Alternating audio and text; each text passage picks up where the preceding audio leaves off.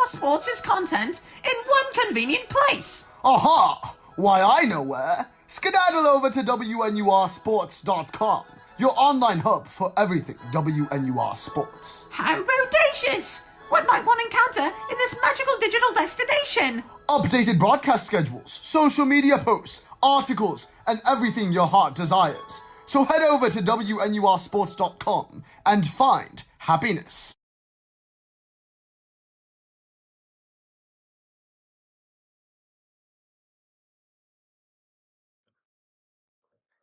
Yeah. Ah, yes. Welcome back to probably what's going to end up being our least serious, but, High quality.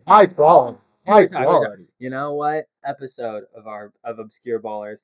Glad to be back again for another great episode. It's me, Sivaraman, with Tomas, Moran, and a very, very, very, very, very special guest, Junseo Lee, here to join us. No conflict of interest in getting him on the show because he's Tomas's roommate. Just another great time to get a great friend of the show. Expert in his Great field. friend of the An station. expert in his field. Go ahead and introduce yourself real quick. Hello, I am Junseo Lee, and I'm very excited to be here. And we're very excited to have you on. And we'll go ahead and Oh yeah. get started with some Obscure Ballers of the Week. Yeah.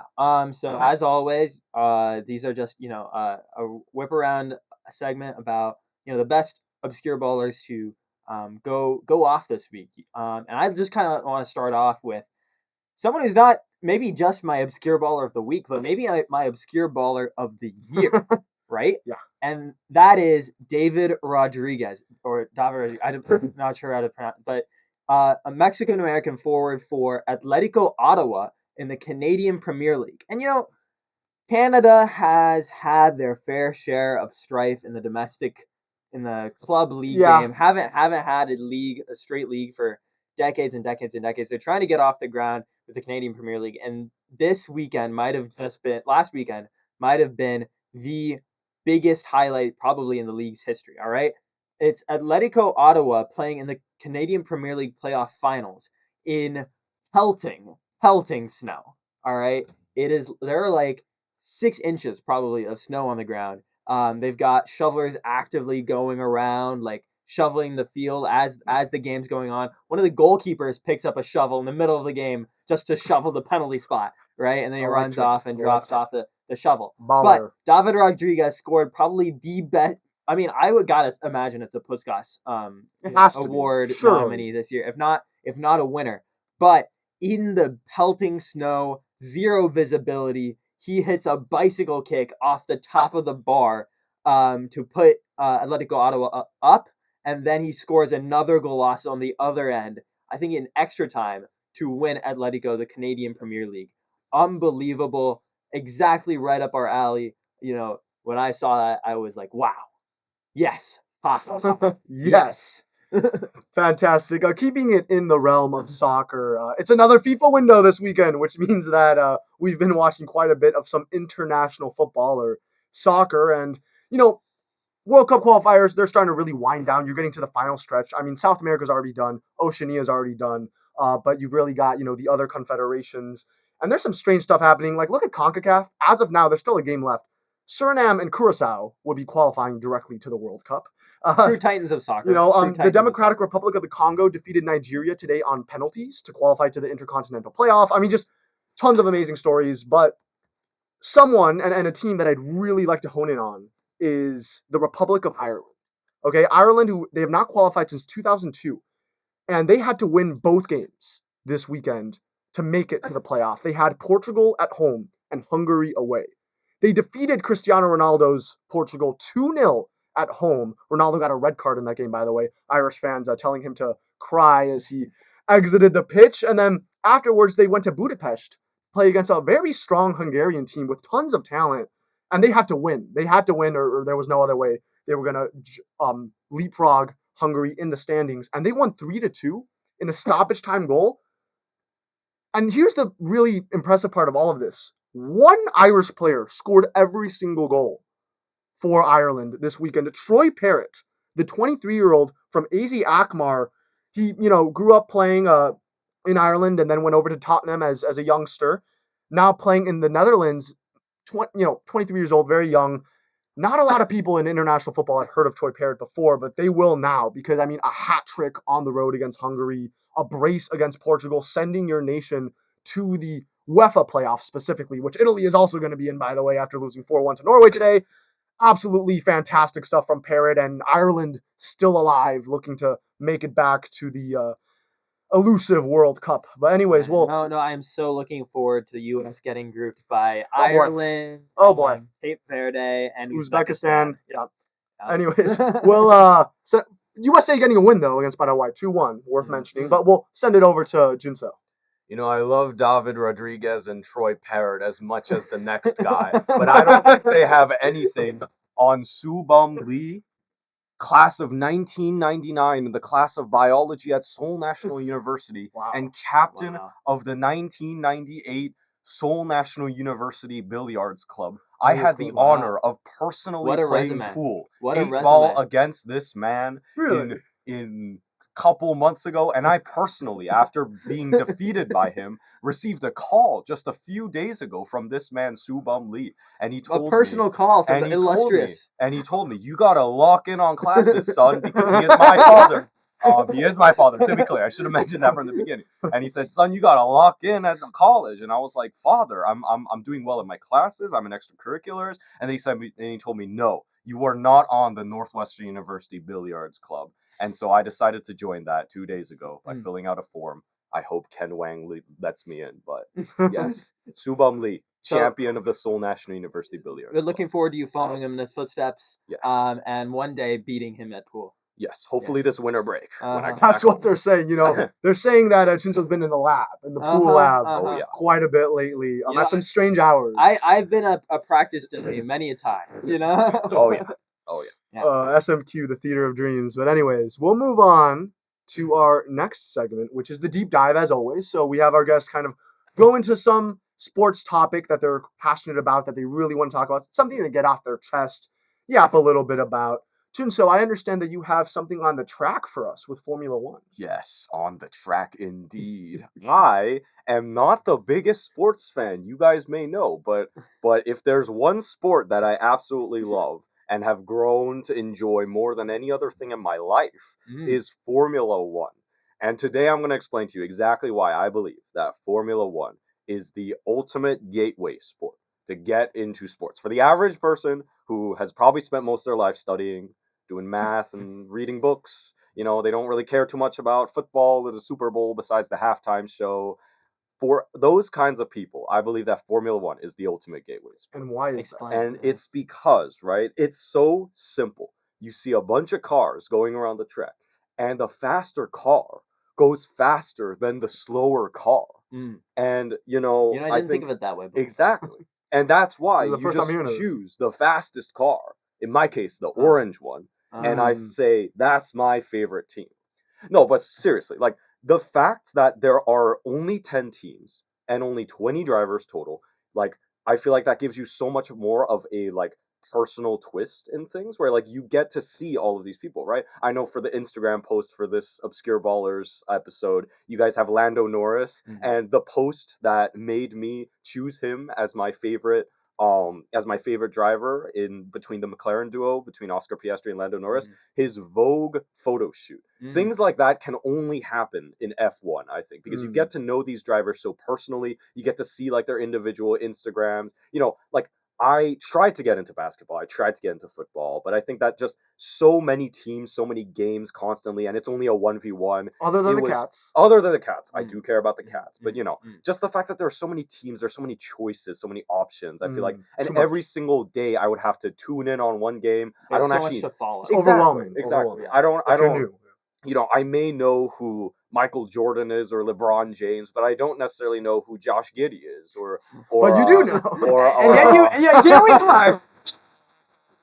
Maybe I really don't know any other basketball player, but but there's so much going on. It's hard to follow. Giannis. I didn't know anything about Giannis, but I do know all the 20 drivers on the track, and I know every single weekend or almost every single weekend they're going to be there. Also, very long season times, going from March all the way to usually November, December-ish. Like, that gives you so much time to just continually be invested in it. Very little downtime, because like if there's downtime during the season, if there's a clear off season, I'm probably going to lose interest, forget about it a bit. But definitely Formula One, you get to actually see that. And also it's so easy to make like cinematic, like movies about it, the drone footage, all of that. There's so many different personalities. Visually I mean, like Crofty, like the main like PA guy, the guy who's talking on the thing, he's been there for like 20 years. And it's like, you see that. And all of these personalities, you get to know them a lot better, and I think that's why it's such a good gateway into sporting and just general sports. I will say,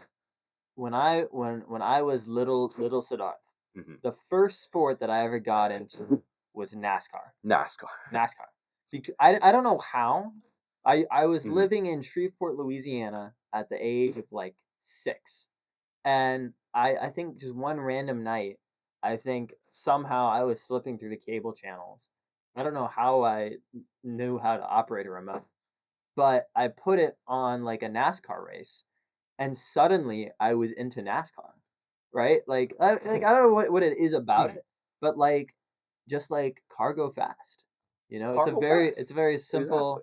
Very simple sport. Speed. Yeah. I am speed. This is you know what? That probably fantastic. is Fantastic film. That's probably what it is. I also think that something that's really intriguing about Formula One is its global appeal. Absolutely. Right? Because they have races all over the world. A couple weeks ago, the latest one was the Brazil GP in Interlagos. You've got Las Vegas coming up, then Qatar, right? Like, they go all over the place. And that, for me, right, just like as someone who enjoys seeing, different settings, different countries, right, fans from different places around the world, I think that's really fun. Yeah, like you've got the US talking about like the NBA World Championships, but like it's all just Americans for the most part. But and like same for NASCAR a bit as well, I guess. For sure. But like Formula One, like I go on there and there's no Korean driver, but there was like Zhou Guanyu. There was a Chinese driver a couple of years ago, although he's kind of like retired now. There's Yuki Tsunoda, not doing too well, but he's still my guy. Like he's still my guy. And then you've got like I love the UK, I like London, I like that kind of culture. Lando Norris is right there. It's just like there's so many different cultures represented, and it really feels like you can kind of get into that a bit easier, I guess. But yeah. Well, and on that note, I'd like to mention Jack Aitken, someone who we were talking about before the show. No. He was the full name, Jack Anthony Hahn Aitken. Yeah. Of a Scottish and Korean parents. So he's British Korean. He holds both nationalities, and he was an F1 driver. He's retired now. But yeah, I mean, absolutely. I think that, you almost kind of like soccer, right? In a sense where it's like you'll see that sport being practiced, right, across the world, and you have, drivers or athletes coming in from across the world and fans from across the world. So I like that aspect of it as well. And do you think, I'm curious, in terms of like, you mentioned like knowing the personalities and like getting to know the drivers personally. You mentioned like Instagram, social media. How much does like social media and like Drive to Survive on Netflix, like the series, like all that media around it, how much does that add in terms of to like the fan experience? I would say it definitely adds a lot. Like personally, I don't watch Drive to Survive, and it's kind of a meme within the community that like there are certain Formula One fans that only watch DTS, but like I would say it's not very representative. It's mostly just drama. I would say the real important stuff is like you get those individual interviews with these drivers, and there's only 20 of them, so you get basically everyone represented. Maybe not so many from like the kind of lower ranked teams like Alpine or like, I don't know, Haas, but you definitely get like, for instance, like Charles Leclerc. Like I feel like I know the guy. He's just kind of a goofy guy, and like you see like everyone celebrating how he's engaged now to his girlfriend, or like his fiance now, and you see like Lewis Hamilton on like talk shows and things like that. And I saw Lewis Hamilton on Hot Ones once, and that's kind of like another thing that got me into Formula One. All these like individual interviews, individual kind of personalities showing up through social media, and yeah, very personalized experience, I would say. Yeah, I also say like something that's frustrating for me sometimes is like I'm definitely the kind of person where like I follow soccer the closest, and I follow basketball the closest, and I follow those regularly. Outside of that, like there are times where I won't check in on baseball, or I won't check in on a team in baseball. Like I won't check in on who's the best player on the Colorado Rockies, in a given year, because I just don't follow baseball all that closely. And I think it's definitely a pro for Formula One that there's kind of, with how small it is, there's very little turnover. Like the top drivers in Formula One have been the top drivers for years and years and years. Lewis Hamilton, legendary. Max Verstappen's going to go down as legendary. And so you compare that to baseball, and it's to some extent true that top 3 or 5 best players in the MLB are going to be pretty like consistent. A Shohei Ohtani. But at the same time, there's also so much turnover in what teams players are playing on. Who's the best player in a given year? Stuff like that, where it's like, if I don't pay close attention every week or every month, like I'll check in sometimes and be like, who is this guy and why is he goated? Like, and it's and to a certain extent, that's fun for me because it makes me more interested in like, okay, maybe I should be paying more attention to this sport. But on the other end, it's like I feel like I could drop out of Formula One and come back to a race in 2 years, and I'd still know like most of the guys on the board. 100%. Like I would like to compare it a bit to like Marvel before Endgame. Yeah, and Marvel I was after. about to make like that it's just comparison. like It's Marvel hard. before Endgame, banger after banger, maybe a weak movie in there, maybe like a Thor Dark Ages type movie. Dark World, Dark World, and it's like a weird little race in there, but most of them are just bangers and they're always consistent. You've always got that main cast. But for like basketball, baseball games, like I just feel like if I miss just a month of games, I don't know what's happening. I don't know who's there. I don't know what's going on. And I think that's something that sports in general have been trying to balance, where it's like, how do you appeal to the casual fan that maybe doesn't follow the sport that closely? But at the same time, of course, you have the sickos, right? I mean, that's, the sickos, in a lot of ways, that's, those obscure ballers, they're going to stand out to those diehard fans and those, people that are locked in on a consistent daily basis. And the question is, how do you turn those casual fans into sickos, right? And how do because Junseo, now you're watching Formula One, you're getting up at 6 a.m. to watch like the Azerbaijan GP, right? A year ago, you wouldn't have done that, right? Never. So how do they kind of reel in casual fans and get them interested, truly invested, and turn them into true sickos of the game? We all start somewhere. Exactly. But all right, so fantastic deep dive on some Formula One and a little bit on how, sports fandom works, especially if you don't necessarily grow up with it from a young age. For sure. How do you get into it maybe as a teenager, as a young adult? Totally. And with that, I think we're going into a pretty fun segment that we've got going on. For our last segment of the night is going to be on about games. It's going to be obscure tournaments. So I kind of pitched this one because MLS Major League Soccer just voted to switch from a March to December calendar to now going with the European alignment of August to May. They're actually going to do July to May. And with that, they kind of have to have like a carryover period in 2027 where they're moving from that, almost like the year-round calendar to like the school year calendar. And so they're going to have like a 14-game sprint season in the first half of 2027 where basically it's just going to be chaos. And they're never going to pick it up again. Are they going to be counted as an MLS Cup champion? Like when you see those graphics and it's going to be like, this is the MLS champion in 1996, 97. Are they going to have 2027.5? I mean, I think it's going to be like almost like the NBA bubble season or like the NBA lockout season where you just have like MLS is back. All right. You just had to be there in Orlando. In 2020. In 2020, Lucas Zellerian hitting dingers from free kicks. They went out on penalties to Minnesota. And then Portland ended up winning in the bubble. But with that, I wanted to ask you guys for your favorite obscure tournaments. These are tournaments that might have been one and done, tournaments that maybe don't exist anymore. The tournaments that only, when you think of, remember this competition from back in the day, that's the one you bring up. So I'll leave it to you guys. Yeah. So I can get us started off. So everybody knows March Madness. Everybody knows, March Madness Final Four NCAA Basketball Championship. But what a lot of people don't realize is that the first ever March Madness, or at the time NCAA basketball tournament ever held, was hosted by Northwestern University. Evanston, Illinois, specifically Patton Gymnasium, which is still on campus. It's up on North Campus on Sheridan. That was the site of the first ever NCAA final for basketball. It wasn't called March Madness at the time. In fact, the term March Madness comes from Illinois high school basketball, the IHSA state basketball playoffs. It was first used by Henry V. Porter, who was an official from the IHSA. He used the term March Madness to describe the tournament. That term March Madness didn't actually become associated with collegiate basketball until 1982. So Illinois high school basketball has been using it way before, and they still use it to this day. It's funny. You'll go to an IHSA playoff basketball game, and they'll have an announcer who says, the original March Madness, nobody does it better, right? And Final Four and all that. But college now uses it. In 1939, still in Illinois, you had that first ever NCAA men's D1 basketball championship. So they divided the teams up into two regions, East and West, and made it all the way to the final in Evanston. And guess who was playing in that final? It was the Ohio State Buckeyes on one hand, and the Oregon Webfoots on the other. That's right, the Oregon Webfoots. They're now the Ducks, but at the time, their mascot was only specifically referring to their feet. And it was an absolutely thrilling final, 46-33, to win the Natty for Oregon, who would not return to the Final Four again until 2017 from 1939.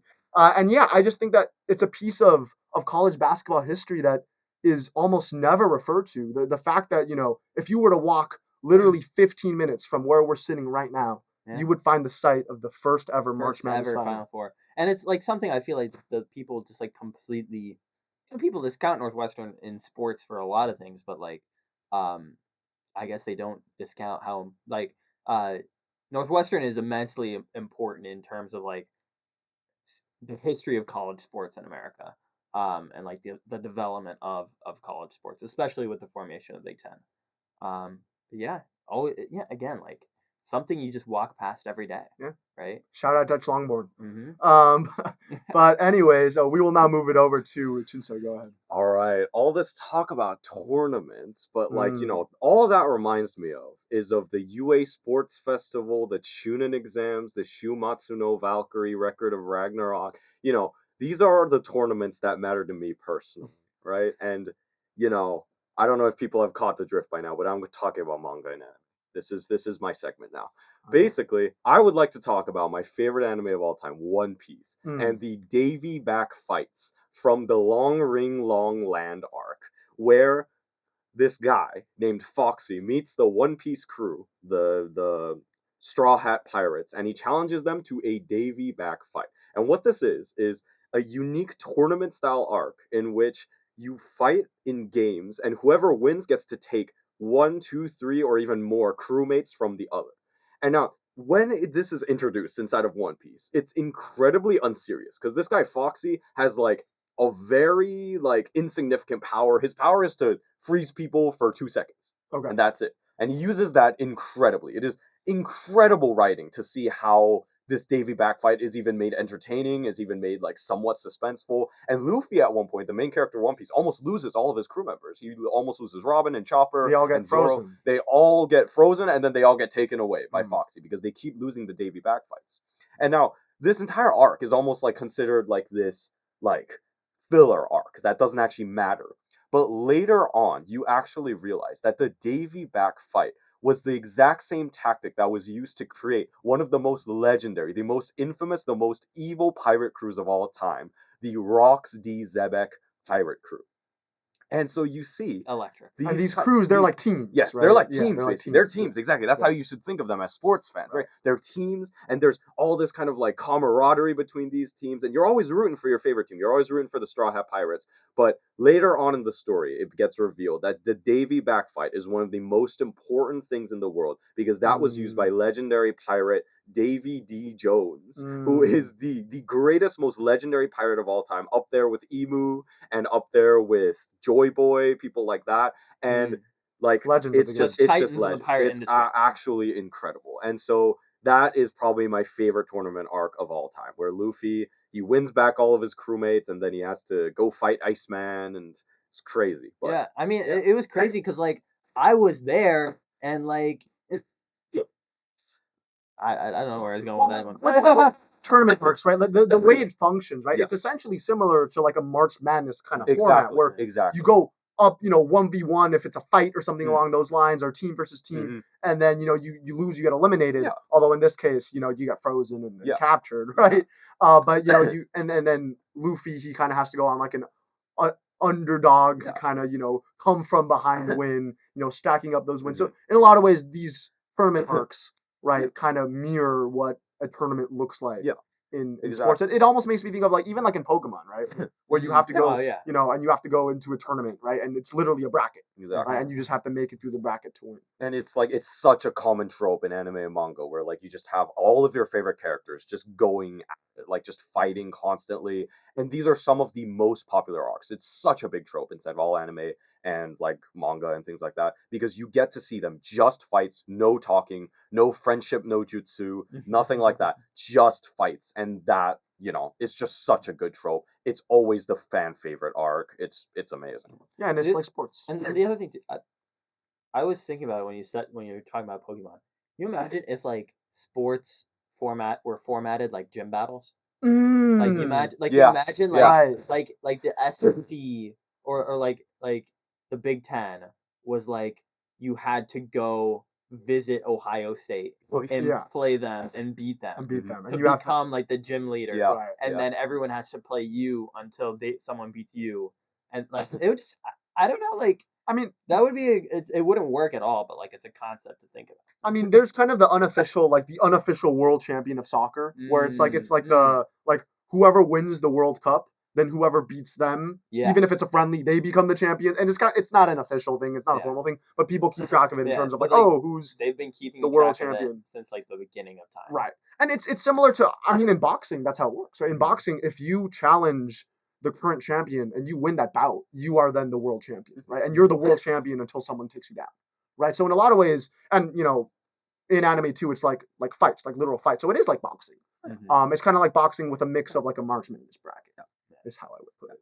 Boxing with a March Madness bracket would be cool. Yeah, we need to mix more competition formats across sports. I mean, you would think that sports fans and anime fans, they got nothing in common, but the spirit of competition that always exists no matter what the fan base is. Competitiveness. Watching people fight, that is the greatest thing ever to exist. I mean, it's been done since the beginning of time. Mesopotamia. Yeah, since the beginning of civilization.